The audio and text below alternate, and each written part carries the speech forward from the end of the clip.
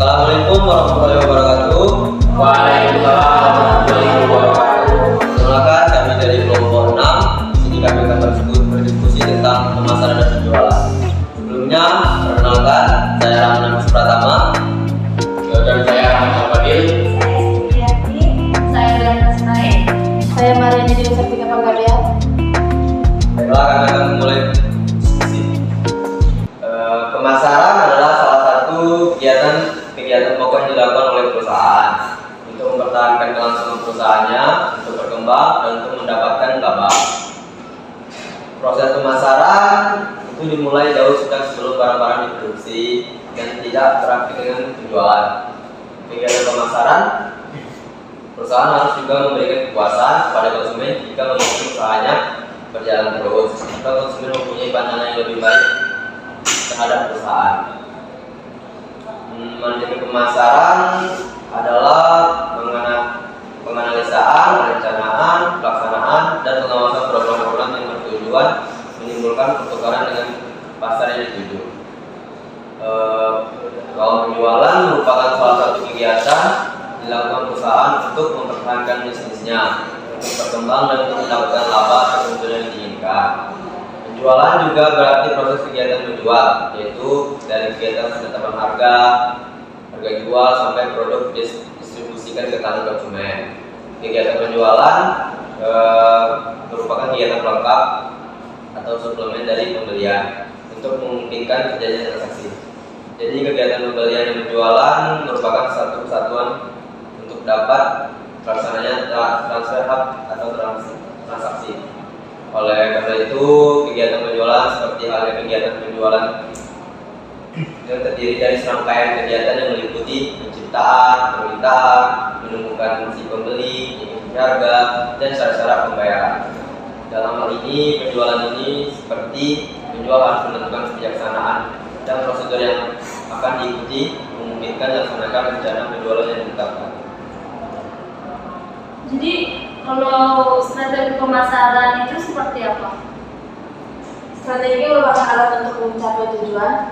Pemasaran adalah suatu proses kegiatan yang dipengaruhi oleh berbagai faktor sosial, budaya, politik, ekonomi, dan manajemen. Terdapat 3 langkah strategi pemasaran secara sistematis. Bermula dari strategi segmentasi pasar, strategi pemantauan pasar, sasaran, dan strategi pemantauan posisi pasar. Bauran pemasaran juga termasuk strategi pemasaran yang terdapat 4 poin penting dalam bauran pemasaran, yaitu produk, harga, tempat, dan promosi.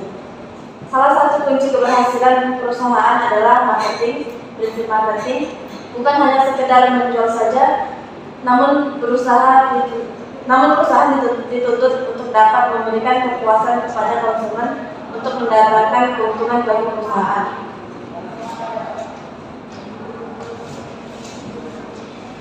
Apa perbedaan antara pemasaran dan penjualan? Untuk perbedaan pemasaran dan penjualan, yaitu dalam pemasaran maupun penjualan, keduanya akan menyatakan sejarah perusahaan, tujuan serta inisiatif yang akan dijalankan. Dalam proses pemasaran, fokus akan terpusat pada detail produk, harga produk, kepada siapa produk tersebut akan dijual, serta di mana bisnis akan menjualnya. Jika proses penjualan memasukkan detail terkait proses penjualan, struktur tim, target pasar, serta goal. Dalam rencana penjualan juga biasanya ada kata tentang action plan, perangkat penjualan, serta sumber daya yang akan dimanfaatkan untuk menjangkau target. Menurut kalian apa sih faktor-faktor yang ada dalam pemasaran itu? Ya, kalau gitu, kalau menurut aku sendiri itu faktor-faktor pendukung pendorong untuk pemasaran itu adalah 5. Yang pertama itu setidaknya pasang pasar, di mana itu di sini dapat diartikan dengan semakin luas pasang pasar maka peminatnya semakin banyak. Ini yang membantu dalam peningkatan pemasaran.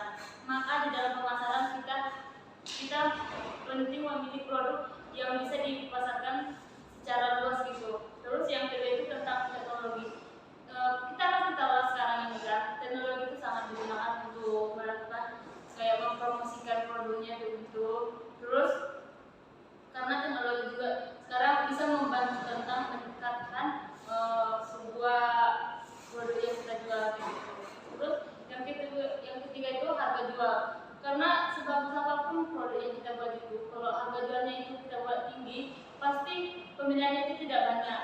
Kenapa? Karena kita harus penting melihat kita menjualnya ke siapa.